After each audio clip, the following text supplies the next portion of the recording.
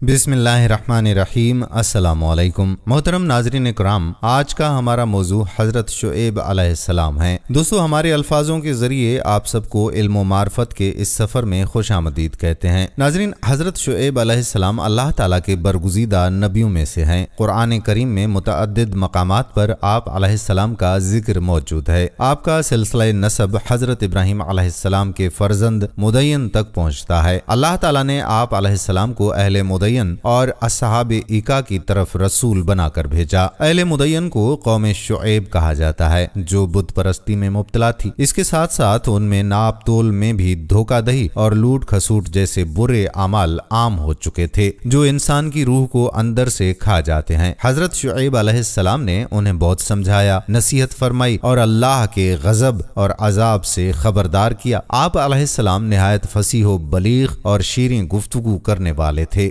सुनने वाला आपके कलाम में खो जाता था। इसी आला खताबत के बायस रसूलुल्लाह सल्लल्लाहु अलैहि वसल्लम ने आपको खतीबुल अंबिया का लक़ब अता फरमाया। मुदय्यन वो बस्ती थी जहाँ ये कौम आबाद थी। इस कौम ने हजरत शुएब अलैहिस्सलाम की बातों से फायदा उठाने की बजाय उनकी मुखालफत और तकजीब की। तरह तरह की धमकियां देने लगे और सरकशी पर डटे रहे। नतीजा ये निकला कि अल्लाह ताला ने उन्हें सख्त अजाब के जरिए हलाको बर्बाद कर दिया। जो बस्ती पहले आबाद थी वो मुकम्मल तौर पर उजड़कर सुनसान खंडर बन चुकी थी, ताकि आने वाले लोग इबरत पकड़ सकें। मुदय्यन दरअसल हजरत इब्राहीम अलैहिस्सलाम के बेटे का नाम था और उन्हीं की नस्ल को अहले मुदय्यन कहा जाता है। हजरत इब्राहीम अलैहिस्सलाम की तीसरी बीवी हजरत नूह अलैहिस्सलाम की औलाद में से थीं। वो अपने घर वालों के साथ हजरत इस्माइल अलैहिस्सलाम के करीब खित्ते हिजाज में आबाद हुई। ये खानदान आगे चलकर एक बड़ा कबीला बन गया, जिसे अस्हाबे ईका भी कहा जाता है। ये कबीला हिजाज के उस हिस्से में रहता था जो शाम की सरहद के करीब था। अरब के नक्शे में जो शायराए हिजाज कुरैश के तिजारती काफिलों को शाम, फलस्तीन और मिस्र तक पहुंचाती थी, वो बहिर कलजम के मशरकी साहिल से गुजरती थी। गर्मी हो या सर्दी, ये कुरैशी ताजरों की अहम तिजारती गुजरगाह थी। कुरान मजीद ने इसी शाहराह को इमाम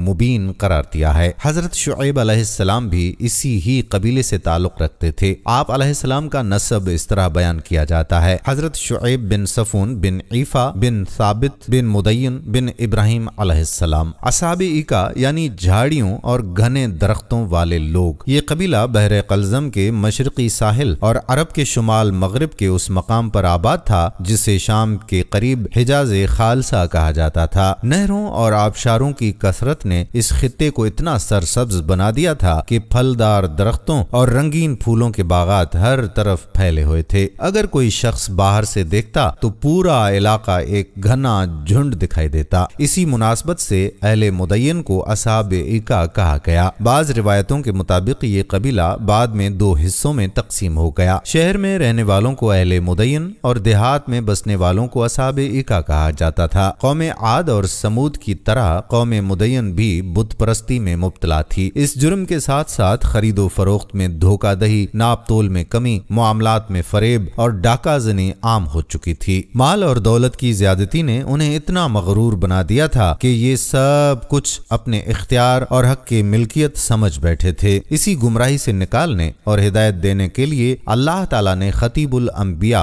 हजरत शुएब अलैहिस्सलाम को मबऊस फरमाया। आप अलैहिस्सलाम ने उन्हें शिर्क से दूर रहने, अल्लाह की वहदानियत को मानने और राह रास्त इख्तियार करने की दावत दी। साथ ही उन्हें नाप तोल पूरा रखने और मामलात में दयानतदारी की तालीम दी, जैसा कि कुरान मजीद में भी हुक्म बयान हुआ है। और अहले मुदय्यन की तरफ हमने उनके भाई शुएब अलैहिस्सलाम को भेजा और फरमाया, ऐ मेरी कौम, अल्लाह की इबादत करो, उसके सिवा तुम्हारा कोई माबूद नहीं। नाप तोल में कमी ना करो। मैं तुम्हें खुशहाल देख रहा हूँ, लेकिन तुम्हें अजाब से खबरदार करता हूँ जो हर तरह के अजाब को अपने अंदर लिए हुए होगा। हजरत शुएब अलैहिस्सलाम ने पूरी मेहनत और मुशक्कत के साथ कौम को समझाने की कोशिश की, मगर इस बदबख्त कौम पर कोई असर ना हुआ। वो भी अपनी गुज़श्ता हलाक शुदा कौमों की तरह हठ धर्मी पर अड़ गए और नबी शुएब अलैहिस्सलाम पर एतराज़ात करने लगे। उन्होंने गुस्ताखी से कहा, क्या आपकी नमाज आपको ये कहती है कि हम अपने बाप दादा का दीन छोड़ दें और अपने माल पर अपनी मर्जी से तसर्रुफ ना करें? कुरान मजीद ने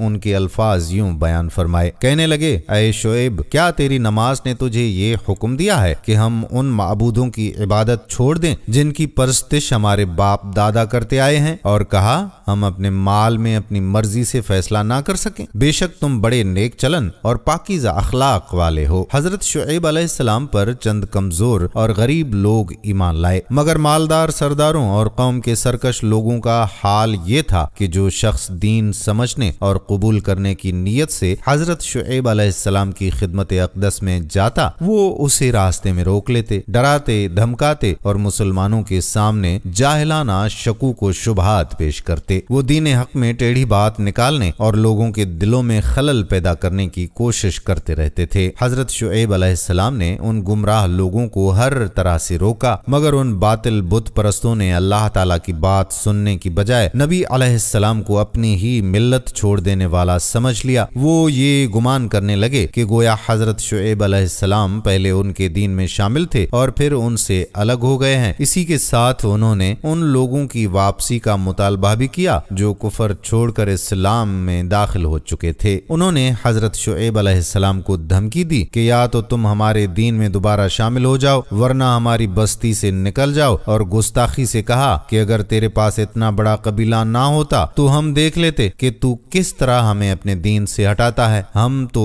تجھے سنسار کر دیتے۔ حضرت شعیب علیہ السلام نے نہایت ہی حکمت سے جواب دیا، فرمایا کہ کیا میرا قبیلہ تمہیں اللہ تعالیٰ سے زیادہ عزیز ہے، اور کیا تم نے رب کو یکسر بھلا کر پیچھے ڈال دیا ہے؟ تم جو کچھ کر رہے ہو وہ میرے رب کے علم میں ہے۔ آپ علیہ السلام نے گزرے ہوئے تباہ شدہ قوموں کا حوالہ دے کر انہیں ڈرایا کہ سابقہ قوموں نے بھی اللہ کے نبیوں کی مخالفت کی تھی، اپنی ضد پر قائم رہے اور انجام کار اللہ نے ان سے انتقام لیا، انہیں ان کے انجام تک پہنچا دیا۔ انہوں نے فرمایا کہ کہیں ایسا نہ ہو کہ میری مخالفت پر تم پر بھی وہی ناگہانی آفت آ پڑے۔ اے میری قوم، اب بھی وقت ہے، سنبھل جاؤ، میری مخالفت کر کے اللہ کا عذاب نہ خریدو۔ قرآن مجید میں ارشاد ہے، اے میری قوم، ایسا نہ ہو کہ میری مخالفت تمہیں اس انجام تک پہنچا دے جو قوم نوح، قوم ہود اور قوم صالح کو پہنچا، اور قوم لوط کا زمانہ تو تم سے زیادہ دور بھی نہیں گزرا، مگر ان ہٹ دھرم لوگوں نے نہ تو بت پرستی چھوڑی اور نہ ناپ تول درست کیا، الٹا وہ اپنے محسن نبی کے دشمنوں میں شامل ہو گئے اور ڈھٹائی سے کہنے لگے یا تو ہمارے دین پر واپس آ جاؤ ورنہ اس بستی سے نکل جاؤ۔ حضرت شعیب علیہ السلام نے اپنی قوم سے فرمایا کہ اب مجھے تم سے کوئی امید باقی نہیں رہی، میں نے تمہیں ہر طریقے سے سمجھایا، ہر دلیل دے دی، مگر تم نے اپنی ہٹ دھرمی نہ چھوڑی، لہذا آخری فیصلہ یہ ہے کہ اے میری قوم، تم اپنے طریقے پر جمے رہو اور میں اپنے رب کے حکم پر قائم رہتا ہوں۔ تھوڑی دیر میں معلوم ہو جائے گا کہ رسوا کن عذاب کس پر آتا ہے، جھوٹا کون ہے اور سچا کون۔ اللہ تعالیٰ نے حضرت شعیب علیہ السلام کی دعا قبول فرمائی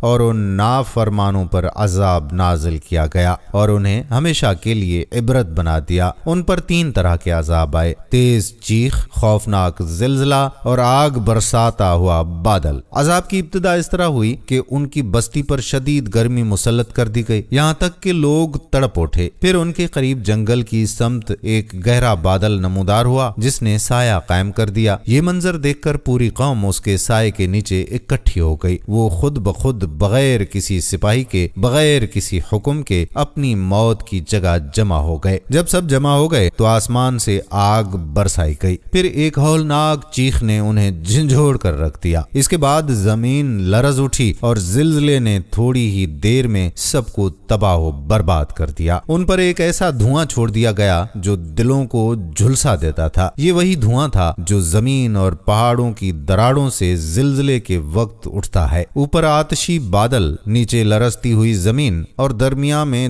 دہشتناک آوازیں۔ یہ منظر ایک ایسی ہلاکت کا تھا کہ جس کا تصور بھی روح کو کپکا دیتا ہے۔ جب انسان پر ایسا وقت آتا ہے تو وہ اپنا چہرہ چھپانے اور زمین کو تھامنے لگتا ہے۔ یقیناً اس قوم نے بھی یہی کیا ہوگا، مگر جب تک ہوش آیا ہوگا وہ سب کے سب اوندھے پڑے جان دے چکے تھے۔ جب حضرت شعیب علیہ السلام और उनके साथियों ने उनके घरों को वीरान पाया तो वहां एक भी इंसान जिंदा ना था। आप अलैहिस्सलाम ने अफसोस के साथ उन मुर्दा अब्बासियों को यूं मुखातिब किया, ऐ मेरी कौम, मैंने तुम तक अपने रब के अहकामात पहुंचा दिए थे, मैंने तुम्हारी खैर ख्वाही की थी, फिर जिन्होंने हक कबूल ना किया उन पर मैं अफसोस कैसे करूं। कौम की हलाकत के बाद हजरत शुएब अलैहिस्सलाम शहर शैमन के मगरिबी पहलू में एक मकाम शबाब पर तशरीफ ले गए। वहीं आपका विसाल हुआ। वादी इब्ने अली के आगे शुमाल की समत बढ़ेंगे तो वो जगह आती है जहां हजरत शुएब अलैहिस्सलाम की मुबारक कब्र है। वो मकाम आज भी सुनसान है, वहां आबादी नहीं सिर्फ जियारत करने वाले